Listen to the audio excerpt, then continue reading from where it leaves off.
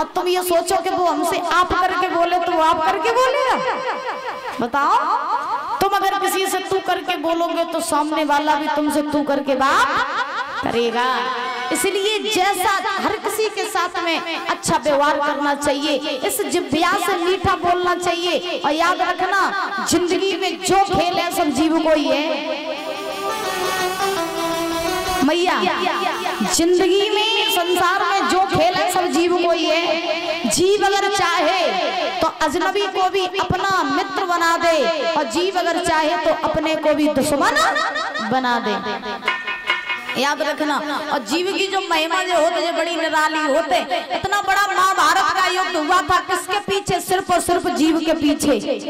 याद रखना, महाभारत का युद्ध हुआ था सिर्फ जीव के पीछे। क्यों? क्योंकि द्रौपदी ने दुर्योधन से कह दिया था कि अंधे बाप की अंधी औलाद हो गई। कहा था कि नहीं कहा था? द्रौपदी ने दुर्योधन से कहा था कि अंधे बाप की अंधी औलाद हो गई। इन्हीं दो शब्दों के पीछे इतना बड़ा महाभारत का युद्ध हो गया था परीक्षा। इसीलिए कहा जाता है जीव की जो महिमा हो जो बड़ी निराली होता है।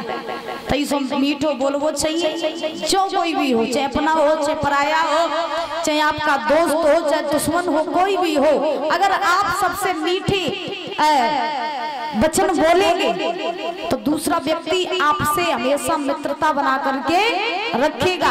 और अगर आप किसी से कड़वे वचन बोलोगे तो तुम्हारे पास में कोई खड़ा भी नहीं होगा। सही बात है कि नहीं है? जीव की महिमा बताई गई है। विद्वान लिखते हैं, बड़े ध्यान से सुनना मैया। ऐसी जीव, कैसी? अरे ऐसी जीव और मुख के अंदर और फिर भी बड़ी मक्कार, और दांतों के फाटक लगवाए और कर गए बंद किवार, और जीवनी जुल्म गुजारे लाखों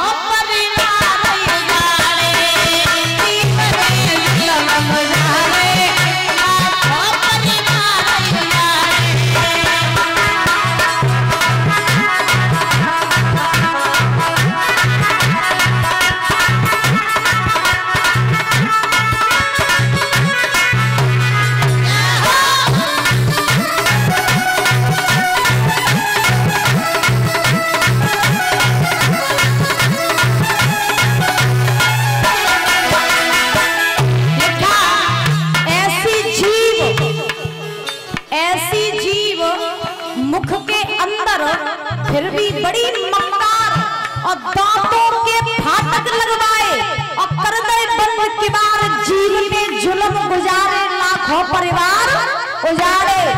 आज सास बहू की लड़ाई हो रही घर में, गाय के पीछे? जीव के पीछे।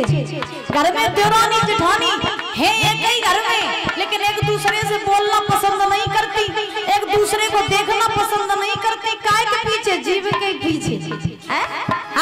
अब तुमसे देखो, अगर तुम्हारी सास, मान लो तुम्हारी सास तुमसे चिकचू काट रहे, कुछ भी कहे तुमसे, तुम्हें गाली दे, तुम्हें डांटे, तुम्हें फटकारे, कुछ भी कहे, और तुम अपनी सास से मम्मी जी कहती रहो तो वो लड़ाई है। अच्छा, सास का भी कर्तव्य होता है मैया। आज के जमाने में ना तो सास से कम ना बहू कम, हाँ, ना तो सास से कम ना बहू कम। बहू घर में आए तो सास की सासगिरी चालू हो जाती है, नहीं हो जाती। और देखो, जब तक बहू को तुम बिटिया ना माने तब तक बहू भी तुमको माँ नहीं मानेगी, और तुम बहू को बहू माने हो तो बहू तुम्हें डगरिया माने। सही याद है कि नहीं? हाँ, तुम बहू को बहू माने हो तो बहू तुम्हें डगरिया माने, और तुम बहू को अगर बिटिया माने हो तो अपने आप बहू तुमको माँ मानना प्रारंभ कर देगी। अब तुम्हें घर में बहू आई और रोटी ने को टेढ़ी मेढ़ी कर दी, बेचारी घर में खेली कूदी पली बड़ी, अपने घर में अपने माँ बाप के यहाँ पर शादी करके तुम्हारे घर आ गई। उसने मैके में नहीं कुछ सीखा तो ससुराल में आकर के तुम उसे सिखा सकती हो कि नहीं? अब बहू ने को टेढ़ी रोटी कर दी, तेरी अम्मा ने तो तो जुई सिखाओ तेरी अम्मा ने जुई सिखाओ तो रोटी नहीं लगता बनेगा, ऐसे कहती है ना, हमने अपने कानों से सुना। तो इसीलिए कहा जाता है जो कुछ भी कमाल है सब जीव का ही है। घर में लड़ाइयां हो रही जीव के पीछे, पड़ोसी पड़ोसी दुश्मन बने बैठे जीव के पीछे। इसीलिए सुनो, अरे जीव है जादू करनी पलव में प्रेम बड़ा,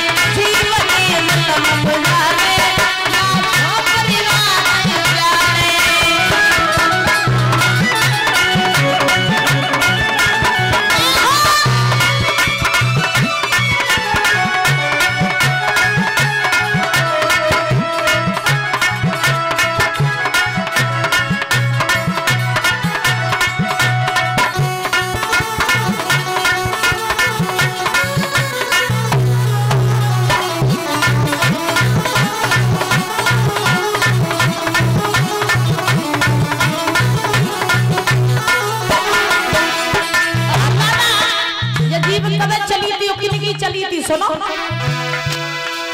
एक दिन मन भरा दासी अरे ऐसी जीव चली,